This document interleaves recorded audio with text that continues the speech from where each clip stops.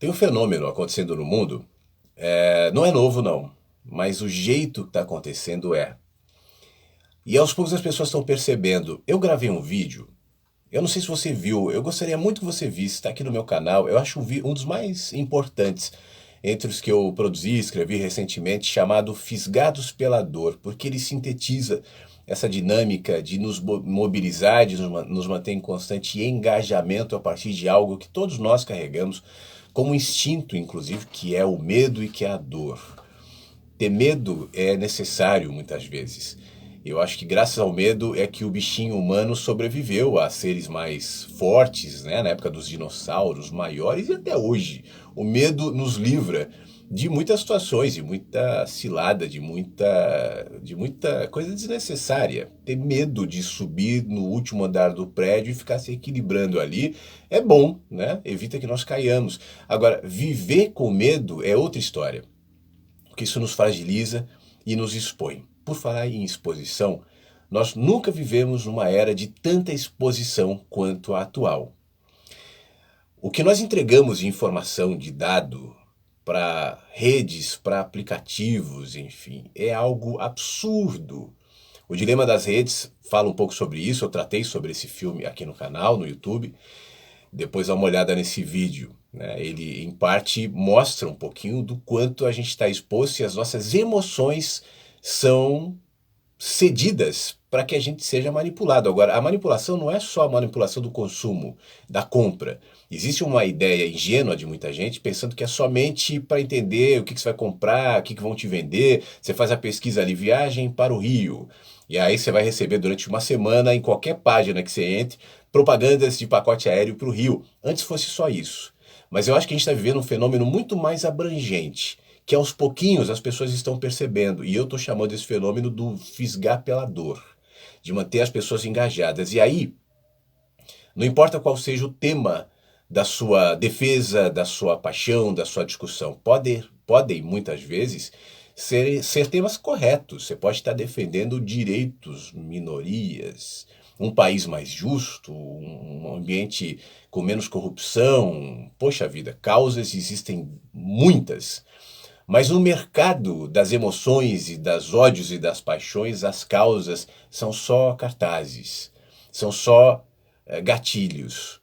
Para que, ao se sentir importante defendendo algo que provavelmente seja justo, você não percebe que está fazendo parte de uma engrenagem de manipulação que não se importa se você é da esquerda, da direita, defende isso ou defende aquilo. O que importa é que você esteja engajado, cedendo mais dados, mais movimentação, mais recursos para quem de fato está te dominando e te manipulando. Quem domina e quem manipula não tem ideal. Os ideais acontecem na superfície, né? É aqui que a gente briga. A superfície é o campo de batalha, onde você considera a direita melhor que a esquerda melhor que a direita, Deus, o diabo, a religião. É onde a gente briga, é o palco das discussões. E para que esse palco se mantenha como está, ele é sustentado, né, no subsolo, por onde você não vê, porque não tem as ideologias, a não ser as pragmáticas de manter a gente em constante movimento e distração, fisgados pela dor. Isso não é um fenômeno novo. Desde que o ser humano é ser humano, a religião sempre trabalhou muito com essa coisa do medo, né?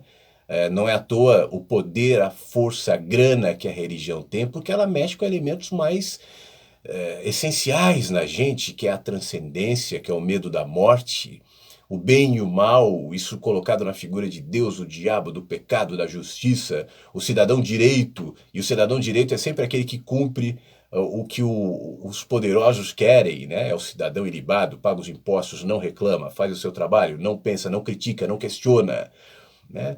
Qualquer posição crítica ou questionadora, em todos os tempos da humanidade, sempre foi encarada como uma heresia, como uma ameaça e foi punida como tal. Os bons cidadãos, ou seja, os que vão para o céu, né, são justamente os que não questionam. Os que vão para o inferno são os que questionam, são os hereges. Isso sempre aconteceu com linguagens diferentes. Eu estou usando a linguagem da religião, mas hoje na política, por exemplo, isso também é muito claro. Quando você trata de algum tema mais diretamente, tratando de personagens políticos, Não importa qual o espectro ideológico, você vai ser tratado pelos apoiadores ou pelos devotos das figuras como um herege, né? Se posicionar de maneira contra.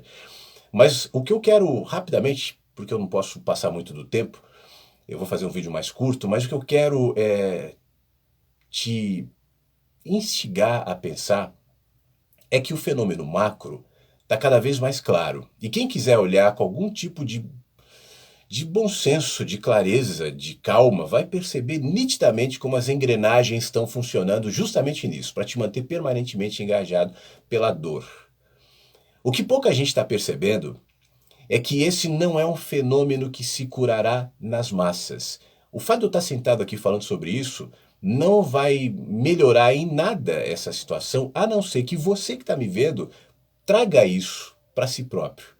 Não fique na posição ingênua de dizer, tá vendo? É o que o Bolsonaro faz, é o que o Trump faz, ainda que se aproveitem disso. E também não fique dizendo, é o que o Lula fazia, é o que o PT, é o que a religião, ainda que os personagens todos históricos, obviamente, cada vez mais vai ser assim, se aproveitarão dessas dinâmicas colocadas sobre a mesa. Por isso mesmo, cada vez mais persuasivas, sutis e perigosas, a não ser que o indivíduo se reconheça nela, porque ela acontece em mim. Eu sou o campo de batalha.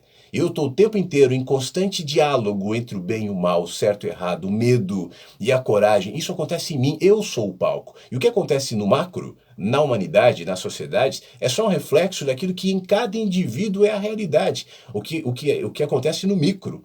Por isso a cura não está no macro. Esse não é um discurso de massas. Muito pelo contrário, as massas cada vez mais inflarão, dizendo, tá vendo? O problema é o outro. Acontece que isso está acontecendo em mim. Acontece que eu faço parte dessa engrenagem. E eu não vou melhorar, e eu não vou ajudar o mundo enquanto eu não enxergar a natureza das minhas paixões, dos meus ódios, dos meus rancores, dos meus ressentimentos, e eu, como todo ser humano, também os carrego. Se eu não curar essa dinâmica em mim, fica muito fácil apontar, criticar, arrumar culpados que obviamente estão se aproveitando disso e estão exacerbando isso, sem dúvida alguma. Mas isso é realidade no macro, porque antes é uma realidade em cada indivíduo, inclusive em mim. Entre eles, eu. É aqui que eu posso mexer nisso. Nunca foi tão importante. E cada vez mais será assim para uma humanidade minimamente sadia, esse exercício de autocrítica individual, sem maniqueísmos, sem deuses, sem heróis, sem mitos, sem esperanças exacerbadas, patriotismos religiosos, que só te distrairão, te colocarão numa bolha, num gueto, num grupo, e os algoritmos trabalham cada vez mais nesse sentido para que você se sinta pertencente a um grupo e junto com esse grupo lute por um mundo mais justo, se esquecendo de mudar o mundo possível. O mundo mais justo, o mundo bom, o mundo adequado é praticamente impossível se antes essa batalha não acontecer em você. E mesmo que você esteja vivendo num mundo como esse, né, encontrará caminhos, respostas, ações que adiante, provavelmente ainda que em menor escala, ajudarão a promover um mundo mais racional, mais equilibrado, mais humano.